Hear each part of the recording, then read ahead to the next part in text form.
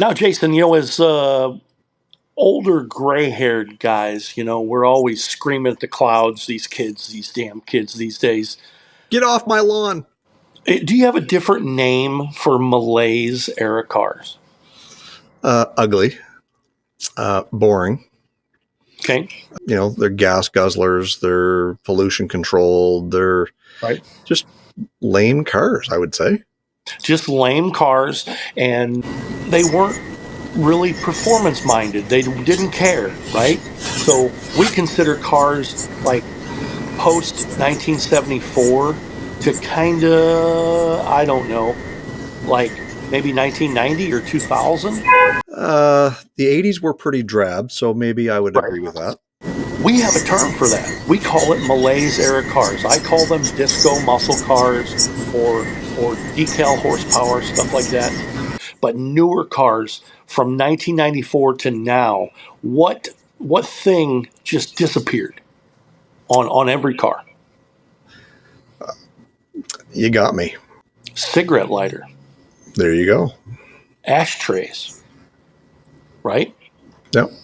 Cigarette lighters and ashtrays. Well, I learned a new term the other day. And again, I'm going to scream at the clouds. These damn kids. The kids have a new term for that. They're cigarette cars. Well, No idea. No you were idea. you were sending me pictures earlier today I labeling did. things as cigarette cars. I'm thinking, John, have you lost your rocker? Yeah, I had no idea this was a thing. A person that we know that's under 20, between 14 and 18, got several different people, and they started talking about cigarette cars. What the hell is a cigarette car? And they're like, oh, it's all over YouTube. It's all over YouTube. It's all over TikTok. And I'm like, cigarette car? What the hell are you talking about? What's a cigarette car? And they started explaining it to me. And I'm like, that's just a used car, right? Well, they explain what a cigarette car is. It is a car that they remember their mom, their older sister's boyfriend, whatever, hanging out of the car. Car's average Honda, late 90s, 2000s era Honda with the paint blowing off of it, the bumpers mashed in, missing all four-wheel covers, cassette stereo with the smell of cigarettes in it, and Marlboro packages all over the floor. And I'm like, you guys got a term for this? And I did not even have any idea this was a thing. I looked it up on TikTok. It is everywhere. And I can't believe it. And what you would sell, Jason, at your used car lot as a used car, all these kids consider a cigarette car. I had no idea this was a thing. Well, it's funny how you say that because, like, we all know what a cigarette boat is, Sure. right? It's a very long bow on a boat, race, big horsepower, blah blah Sure. blah. And when you started sending me these things, cigarette cars, I'm thinking, a Cavalier is a cigarette. What the heck is he talking about? And now that you mention this, and you telling me and describing to me what cigarette cars are, I sold brand new Cavaliers and Sunfires at the local GM garage in 2000, and that was one of my first big kind of cracks at the whole sales thing. And 25 years old, and I thought I had the world right by the behind. And you're looking at the sticker, the window sticker on these cars, and it says "Smokers Package 125." Yep. What was a smoker's package in 125? It was a removable, discardable ashtray and one cigarette lighter, still in the 12-volt outlet. Yeah. Oh, yeah. It's not an auxiliary outlet. It was used to light your mom's cigarette. Right?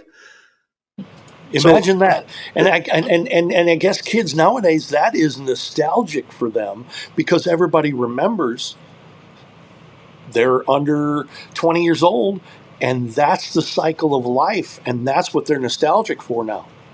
And everything that you and I drive today has that technology.